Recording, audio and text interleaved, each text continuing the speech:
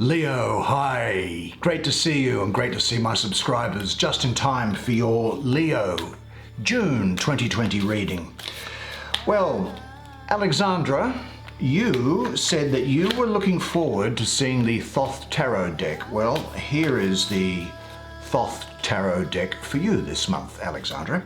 Now, this is an interesting deck. It has a lot of spiritual imagery in it, and so what I'm going to do is use my pen to point out some of the things that jump out at me. And we'll do that through the course of the readings. Now, people also ask me a lot of questions about myself from time to time, and I thought it might be easier just to answer a few questions in aggregate like this. And what are some of these questions that come up? When did you become clairvoyant? I've always been clairvoyant. I came out of the womb that way. That's the Knight of Swords, incidentally. When I was growing up, I thought everybody was clairvoyant. I just knew things, and I could heal things. And since then, particularly after a much older lady took me under her wing when I was a student, you might call her a wise woman or a witch, I suppose, and she put me through a lot of spiritual practices to develop the gifts, and they are gifts that I'm given, and if you're in any misunderstanding as to whether they're gifts or not, they're gifts of the Spirit. And if you're a Christian, you'll know it from 1 Corinthians chapter 12, which talks of the gifts, and the ones which I have are the gifts of prophecy, that is, of clairvoyance, of seeing into the future, of discerning spirits, and of healing. But I am like the radio receiver. It's not me, I'm the vessel through which the things come. But I found that about 27, 28 years ago, when, what's this one? The Three of Cups. Well, talking about the Three of Cups, abundance. 27 years ago, the woman that I was in love with died suddenly. I won't go into the details. Other than to say that for me, the birds stopped singing and the sun went out. And then about 6 months later, still consumed with grief, I was meditating, or in a trance, I suppose, and it was as if a dark, very, very dark pair of sunglasses was removed from my eyes. And I could see really what was around and what was here.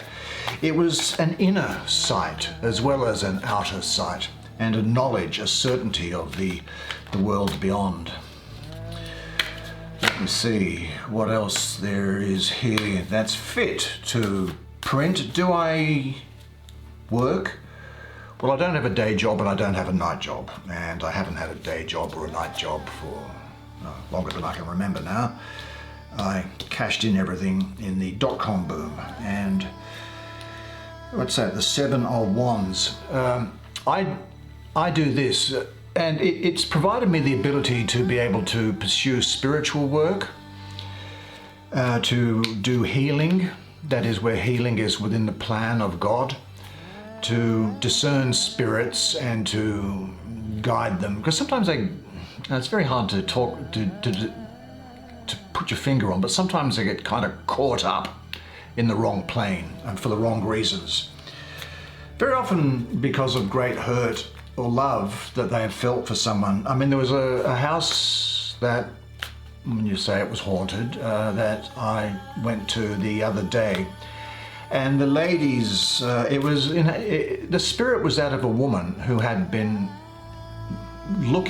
waiting. She had lived in the house a long time ago, waiting for her son to come back from the Vietnam War, and he never did. He was never found anyway. I took her with me, if you like. What else do we have? I just do this for a living. Children. Well, now there's the Lust card. Excellent. The Lust card. Children, I'll just say this. I am a father and I have more than one child. And there's other things here, like, do I have any other interests?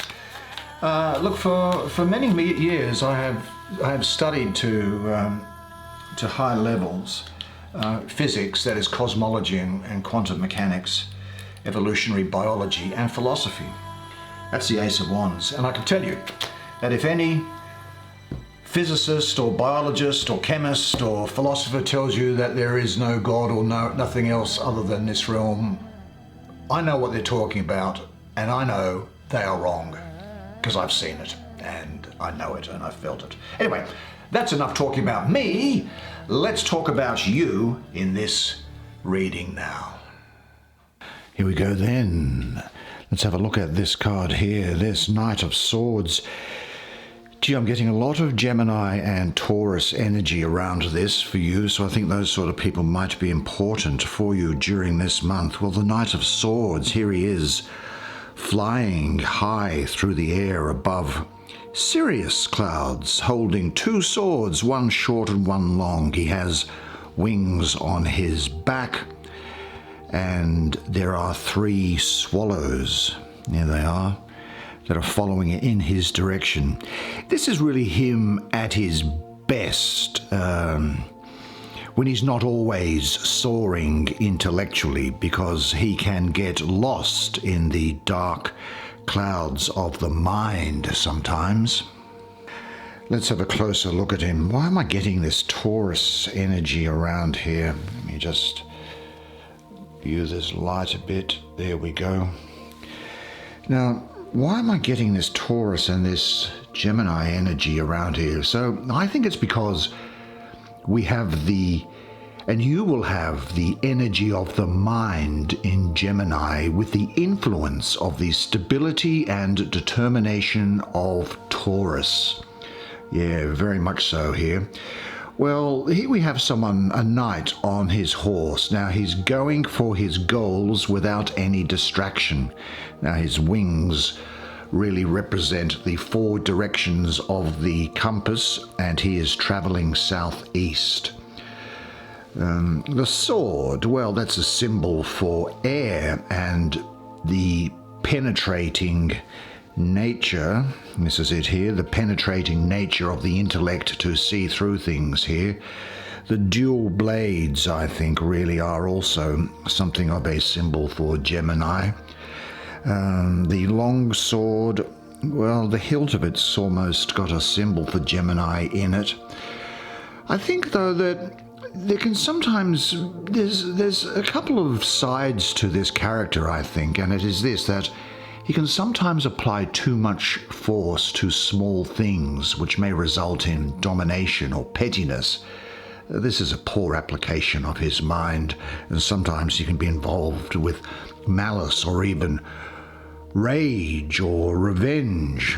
There's an aspect to him where there is also the representation, I think, within him of deep fears and unresolved issues, which can result in him withdrawing into himself. So just be careful that that's not a thing which is you are going to be involved in this month. I think it's really telling you that you need more endurance and stability and a virtuous direction for your action. Otherwise, your actions can be damaging, or if misdirected, they could result in periods of inertia. Well, I think really what he's saying for me, though, for you, is that his qualities are going to be shared by you, which are a clear insight into a problem and working quickly to set your goals and not letting anybody or anything get in the way. This may nevertheless be a restless period for you where you are transitioning and trying to get to somewhere else, either in your everyday life or physically in terms of travel or thinking about travel, even though we may not be able to do it at the present time. This is definitely a time for you to be listening to your head rather than your heart, because I think that he is someone who's more comfortable in his head rather than necessarily always expressing his feelings. It's a time when you need to be mentally sharp and decisive. Now, in a career situation, it seems to me that there'll be a lot of competition in the workplace. you might want to break free of these restrictions and go for something which gives you more freedom. Because this knight here, he indicates for me a restlessness in all aspects of life. Now, in a relationship setting, this Knight of Swords can represent the love-hate relationship where you keep breaking up and getting back together. You love each other deeply. However, you tend to bring out the warrior in one another, and this can be draining in the long run, can't it? Well, where shall we go next? I'm going to look at this card here only because I think it is just leaping out and saying that there's something that it wants to tell you and to remind you and to bolster your confidence in yourself. This is really quite phallic, isn't it, with this symbol coming up here and then the eruption of sperm here. These things in the background show a great degree of energy which is about to come up. This card here is representative of the fire signs, being you, Sagittarius, and Aries. However, I really think that the people who are going to be important to you during this period are really Leo. Yeah, I see Leo here, and I see Cancer, and I see Virgo around as well. But I think that the message that this is about new beginnings, it's about you really using your time now where you've been thinking, what is something that I could really do? How could I really move forward with something? Can I do it? It's the perfect time to be. This is the seed of the suit of wands, which is about the will. And it's saying to you that there is nothing you cannot be, there is nothing you cannot do, there is nothing you cannot have. You are the most magnificent, the most remarkable, the most splendid being God has ever created. For who could reject such wondrous magnificence? But you do not know who you are, and you think you are a great deal less.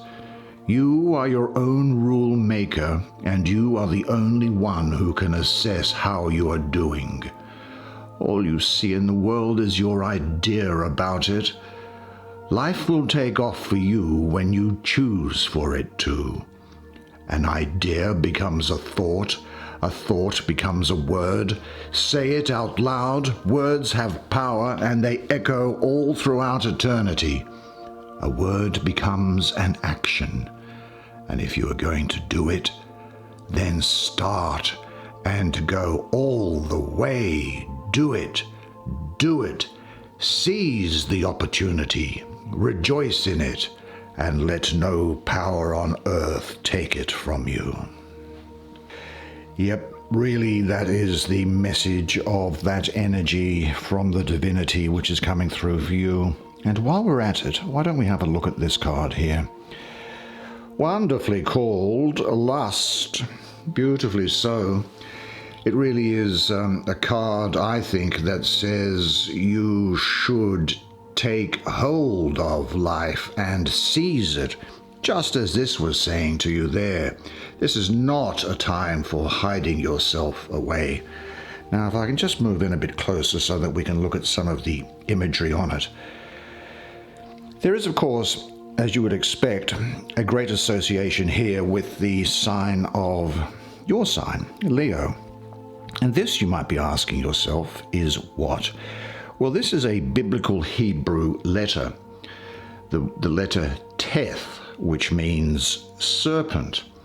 And there are two aspects to the serpent. The lowest expression is that of sexuality, probably, in some people, sexual deviancy or lower mind, earthly things. The serpent crawls along the ground and has a close association with the earth.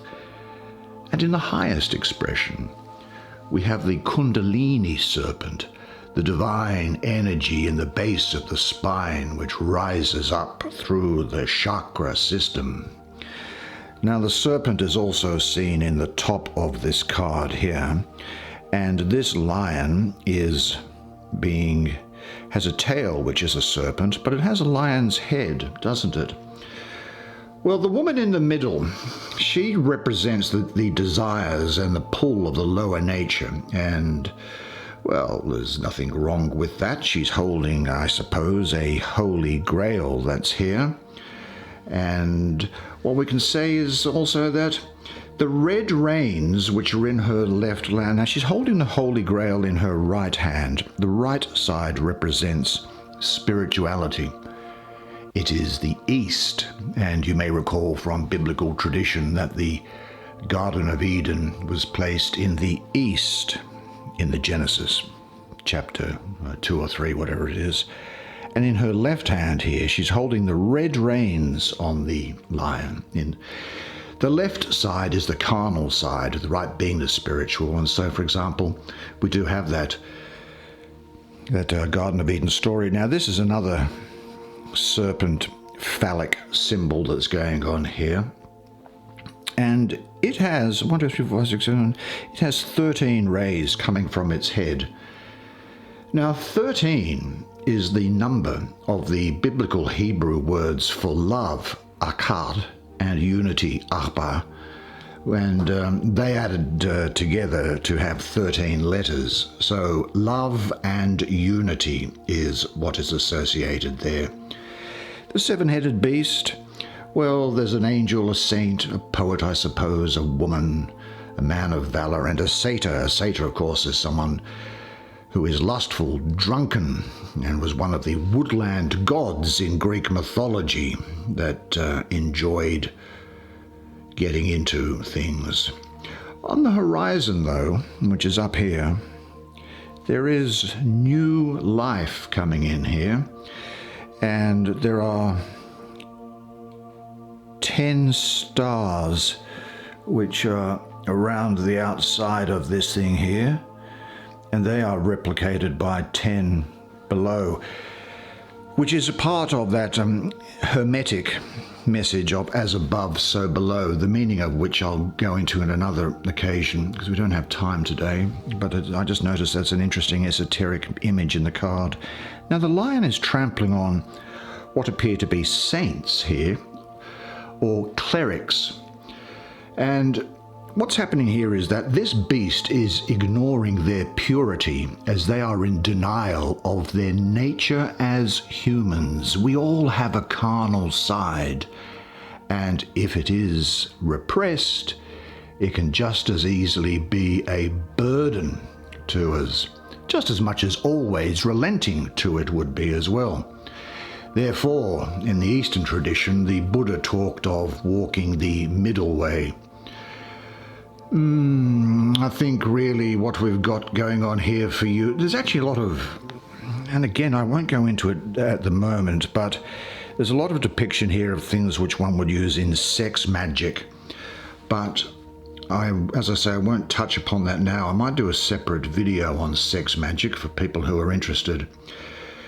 Now, this is really Leo is a fire sign. You are a fire sign.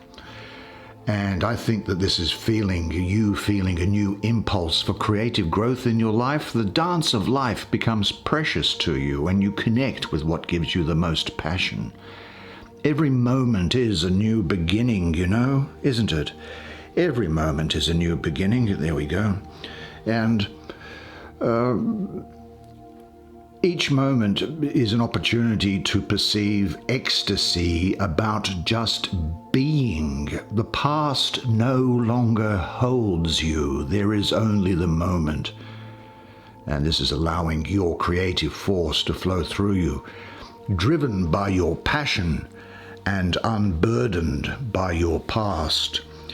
I think that this relates to you having the desire or passion for a particular situation. It's a time when you'll be wanting to engage with life to the fullest and accepting your instinctive, carnal, animal nature, or things which are not usually considered to be spiritual. Not repressing them, but making sure that you have conscious control over them.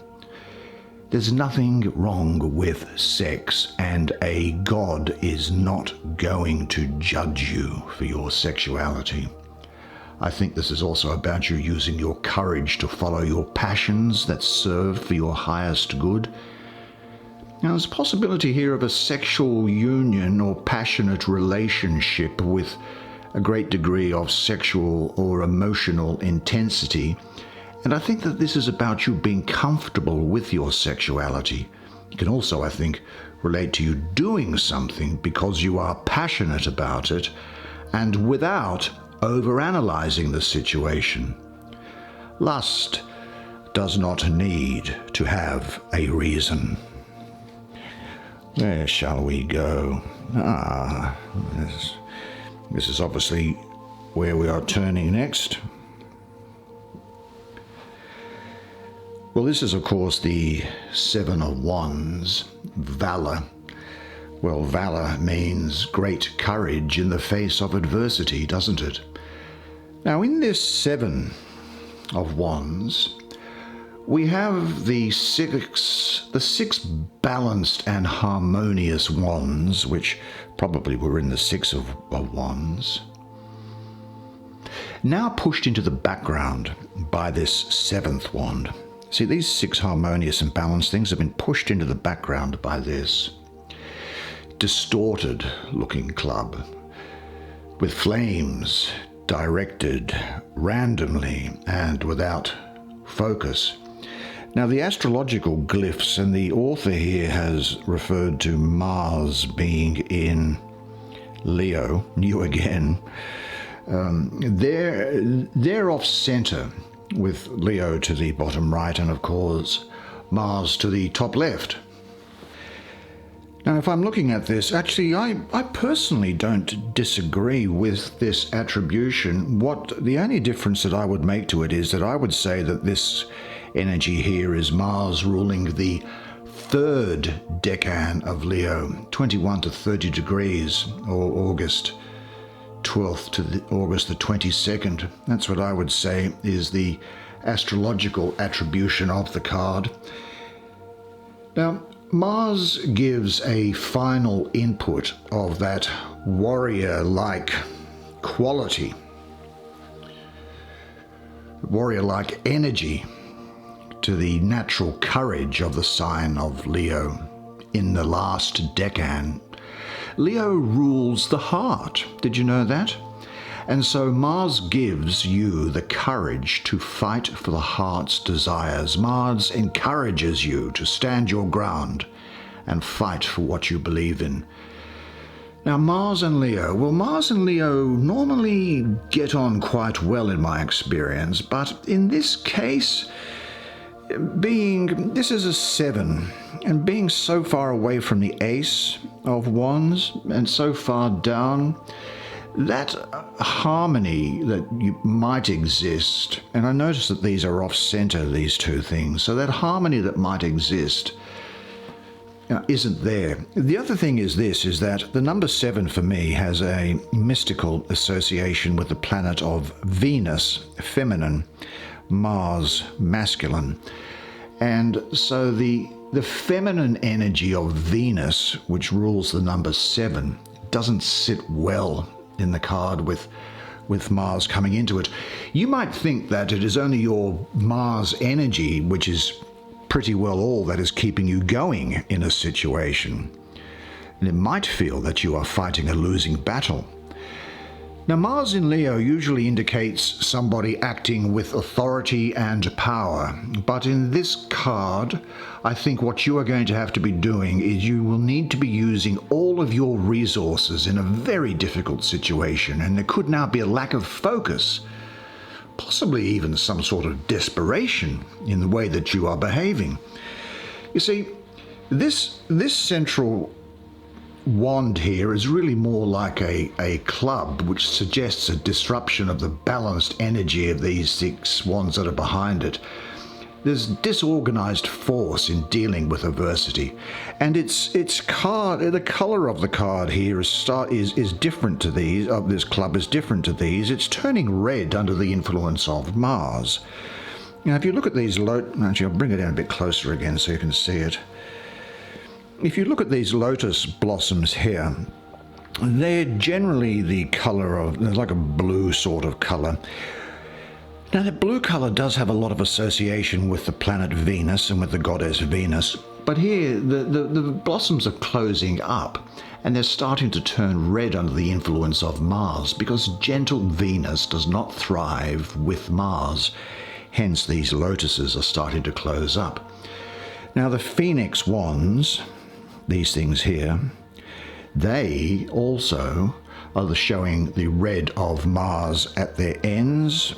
Down here, you see the red of Mars down there and the red of Mars down there. So renewal and progress or transformation is sort of becoming halted due to difficult circumstances. And the other thing here is these caduceus, they call them, caduceus wands, they're also showing the red of Mars with the winged eye of Horus, and these are pushed to the background in chaotic energy. All right, this chaotic energy which is going around here. So it might be that your clear vision through the eye of Horus is being disrupted by something. I think that because wands are a suit which are very much to do with the ethics of right living, this card might show that you find yourself in a position where you are forced to fight for what you firmly believe in. Now, whilst sometimes reluctant to take up the fight, you will feel compelled to stand up and to be countered. Now, if you don't stand for anything, you will stand for nothing. You understand that, don't you? And by God, no one wants to get in the way of you when you've got your mind made up. Now, I think this is possibly referring to a situation where you are being tested to your limits, but your courage and strength will show through and help you to make a success out of your challenges. Showing courage when our subconscious wants to hold you back. This is a situation where instead of getting the support, you're actually getting competition with something, and so you have to use a lot of energy to maintain your stance on things. Now, I think what you've got to do is just come to accept that you are not always going to be able to please everybody. You just can't. You can't please all of the people all of the time. And there will always be those that challenge your point of view, but you must defend what you believe in. Then we come to this beautiful energy here of the Three of Cups. Now, the cups are holding pomegranates, which refer to an ancient myth of Demeter, who was the goddess of the fields and nature, and her daughter Persephone. What happened with it? I'll give you a quick background to it. What happened was that Persephone, the daughter, was out in a field picking flowers one day, and the god of the underworld, Pluto, also known as Hades, thought to himself, he came up through a crack in the ground riding a black horse and said, I'm going to have this girl. And so he grabbed her and took her back down to the underworld, kicking and screaming. Now, when Demeter, her mother, came looking for her, she was gone.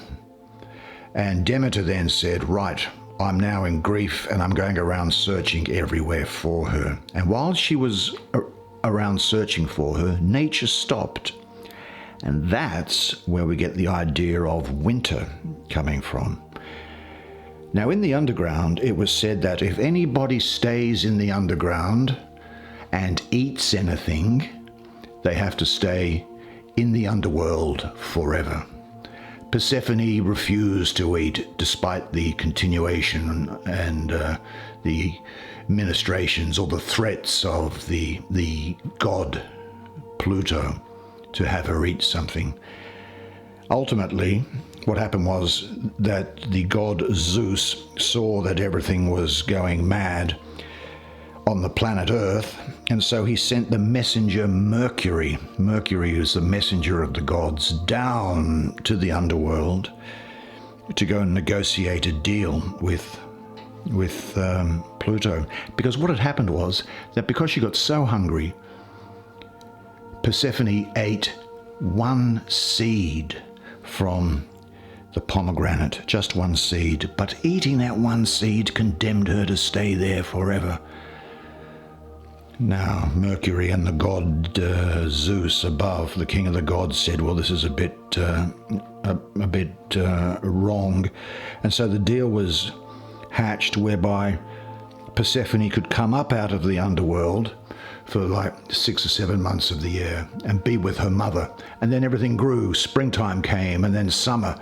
And then she had to return to the underworld. And then the mother, of course, was full of grief again. And that's where fall and winter came into the situation. So that's quite an interesting story, isn't it? But that's the meaning behind those pomegranates that are there. Now, the astrology of this card is, let me just pull it in case there's anything else that jumps out at me here. Let's have a look. Yeah. The astrology of this card for me is Mercury. There it is, you see, Mercury in the second decan of Cancer. Now, Cancer is the most maternal of the signs and is well placed to nurture. This is a 3, which is also an area of divine emanation, which is to do with gestation and creation. And Cancer people, well, they generally communicate with feeling, conveying a sensitive, withdrawn and thoughtful nature to the people they interact with. Cancer communicators come across as gentle, intuitive and sentimental. Now, sometimes they can appear quite defensive, as they can take things quite personally.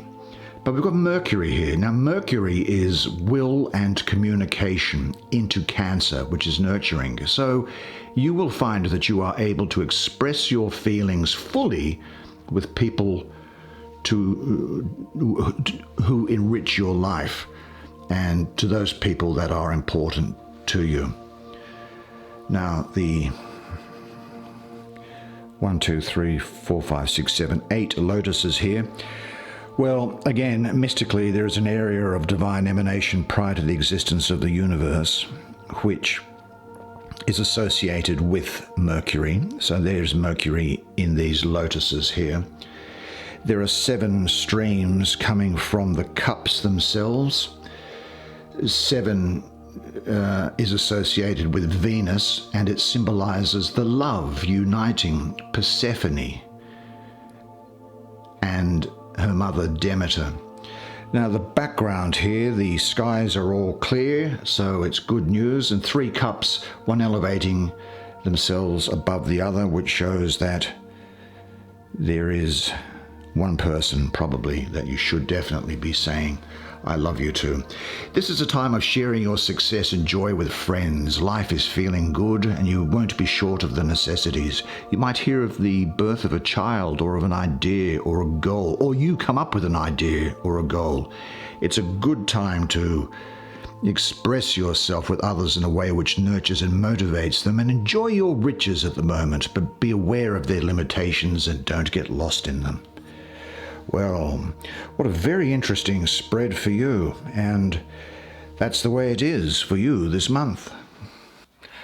Well, you were fantastic in that reading, as you always are. I hope you enjoyed it as much as I did providing it to you. Do you know, I love doing these readings for you, and I'm glad that you get so much out of it. Now, make sure to check out the description if you'd like to have a personal reading, and just let me say this.